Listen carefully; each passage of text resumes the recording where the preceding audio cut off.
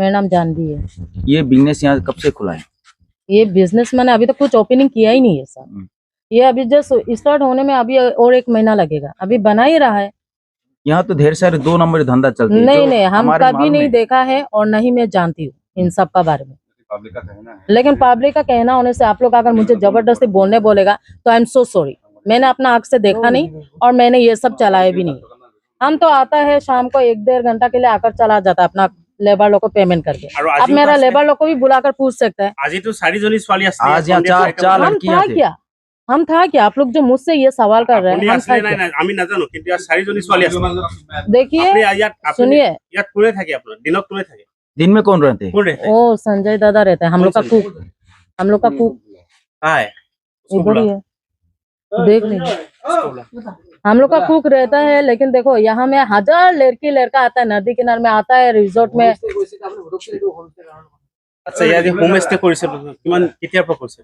देखिए home stay का बात मैंने आप लोग से इसलिए क्लियर किया था, लड़का लड़की आने से मैं रूम दे सकती हूँ कि नहीं, क्योंकि हम लोग का पास लाइसेंस है। लेकिन मैंने ऐसा नहीं बोला। अभी तक होटल ही स्टार्ट नहीं किया है। रूम में तो सारे होटल स्टार्ट होने के पहले से यहाँ वो 2 नंबर बिजनेस धंधा चल रहा है। इसके बारे में क्या कहेंगे? आप अगर ऐसा सोचते हैं 2 नंबर बिजनेस चले तो आप प्रूफ दीजिए।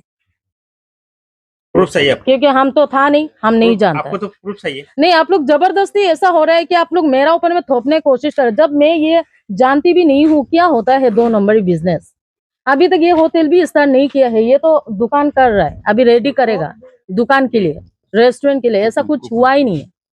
आपके रिसोर्ट में ढेर सारे कांडा मिला है, इसके बारे में आप क्या कहेंगे? हम नहीं जानते हैं।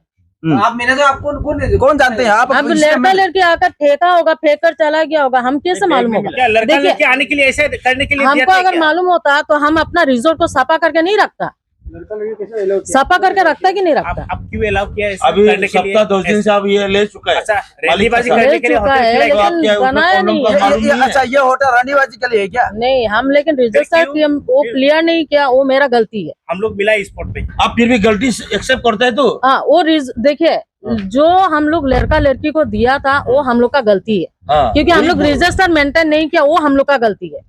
लेकिन लड़का लड़की लोग आकर ये सब कर गया, फेंक कर गया, वो हम लोग नहीं मालूम है। आप बोला है यहाँ पे लड़का लड़की नहीं आता है।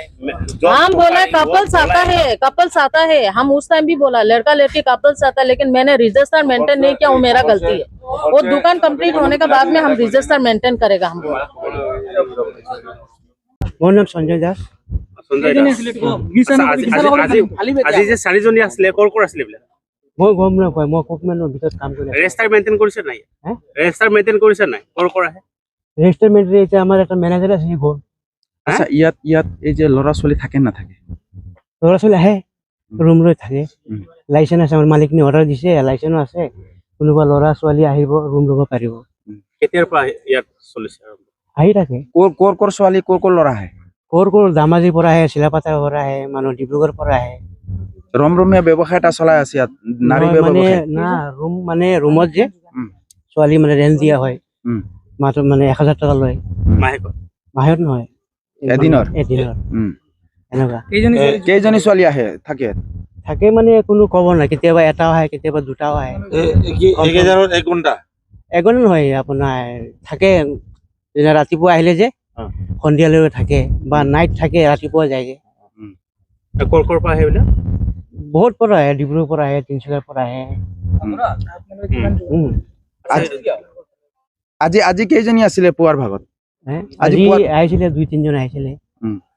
কেই ঘণ্টা থাকিবলৈ গৈছে? কেই ঘণ্টা মানে আপোনাৰ এনেকুৱাই ধৰক 3-4 ঘণ্টা ৰখিলে, আকৌ আমাৰ তাত খোৱা পোৱা নাই, গুচি গ'ল।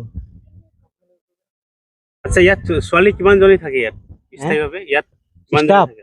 নহয় ষ্টাফ কিমান থাকে ইয়াত? ষ্টাফ থাকে আপোনাৰ 3-4টা থাকে। ছোৱালী কিমান থাকে ইয়াত? ছোৱালী মানে 2টা থাকে, এতিয়া গ'ল ঈদৰ কাৰণে। 2টা মানে ইয়াত ৰান্ধনি থাকে, চাফ চিকুণ কৰে। ছোৱালী যে থাকে ইয়াত কিমানজনী আছে ইয়াত? 2জনী যোগাৰ ৰাখিছে? 2জনী মানে 2জনী মানে কাম কৰে। এইবোৰ ক'ৰ হয়? এবাৰ আপোনাৰ লখিমপুৰৰ হয়, গুজি গ'ল। আজি পৰহি এটা গ'ল আৰু আজিও গ'ল। ইহঁতৰ এড্ৰেছ বিলাক আছে নাই? এড্ৰেছ সব ইয়াক ক'লে সব ওলাই যাব এড্ৰেছ।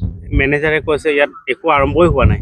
এইটো একো complete হোৱা নাই। একো আৰম্ভ হোৱা আপুনি নাই কৈছে আকৌ ইয়াত না আৰম্ভ মানে এইবিলাক খোৱা বোৱা মানে আৰম্ভ নাই হোৱা মানে room- ইয়াত একো আৰম্ভ হোৱা নাই বুলি কৈছে তেখেতে আৰু আপুনি কৈ আছে ইয়াত ছোৱালী থাকে ছোৱালী নহয় মানে ছোৱালী মানে ল'ৰা ছোৱালী লৈ আহে আনি কিনি লৈ আহে এনেকুৱা ল'ৰা ছোৱালীয়ে লৈ আহে আৰু ৰুম ভাড়া লয় ৰুম ভাড়া লয় পাৰমিশন আছে নেকি পাৰমিশ্যন আছে এইটো কিহৰ কাৰণে লয় সিহঁতে ৰুমটো হে কিহৰ কাৰণে লয় ৰুমটো এমনি এছ কৰিবলৈ কাৰণে লয় এছ কৰিবলৈ লয় ন নিজে ল'ৰা ছোৱালী আৰু এজ কৰে হে? ল'ৰা ছোৱালী এজ কৰে ল'ৰা ছোৱালী লৈ ভিতৰত কি কৰে কি আমিতো গম নাপাওঁ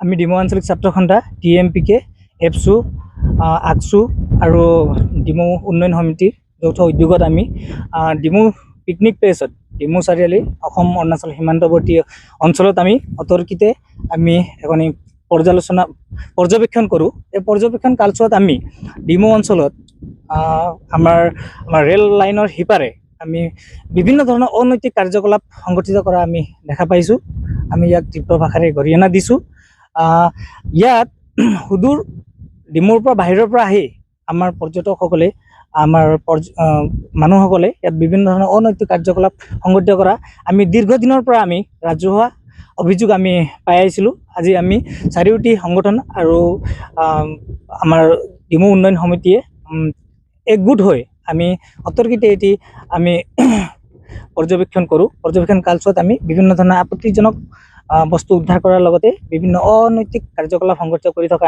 আমাৰ পৰিলক্ষিত হ'ল আমি ইয়াক আমি নিন্দা কৰিছোঁ আমাৰ প্ৰশাসনক আমি দাবী জনাইছোঁ অতি সোনকালে এনে কাৰ্যৰ লগত জড়িত থকা ব্যক্তিসকলক অতি সোনকালে তেখেতলোকে গ্ৰেপ্তাৰ কৰিব লাগে আৰু আমাৰ ডিমৌক শান্তি শৃংখলা বৰ্তাই ৰাখি আৰু ডিমৌক এটি সুস্থ সবল বাতাবৰণৰ মাজত ডিমৌ অঞ্চলটিত যি পূৰ্বে যি নাম আছিলে ডিমৌ অঞ্চলৰ সেই নামটো বৰ্তাই ৰাখিব বুলি আমি আশা ৰাখিছোঁ হয় আমি সকলো পৰ্যটককে আমি এটি বিনম্ৰ অনুৰোধ জনাইছোঁ তেখেতসকলে প্ৰায় 7টা বজাৰ পাছত ডিমৌ অঞ্চললৈ নাহে ডিমৌত বিভিন্ন ধৰণৰ অনৈতিক কাৰ্যকলাপ সংগঠিত হৈ থকা পৰিলক্ষিত হৈছে সকলো পৰ্যটককে আমি শান্তি শৃংখলা বজাই ৰাখি 7টা বজাৰ পূৰ্বে ডিমৌৰ আহি নৈসৰ্গিক পৰিৱেশ উপভোগ কৰিব বুলি আমি ইয়াৰে আশা ৰাখিছোঁ এতিয়া প্ৰায় 11-12টা বাজিব হৈছে আমাৰ দলে আমাৰ ভলেণ্টিয়াৰ দলে আমি পৰ্যবেক্ষণ কৰি আহিছোঁ আমি সকলোকে আমি আহ্বানো জনাইছোঁ যিসকল ইয়াত ৰৈ আছিলে তেখেতসকলকে আমি আহ্বান জনাইছোঁ যাতে তেখেতসকলে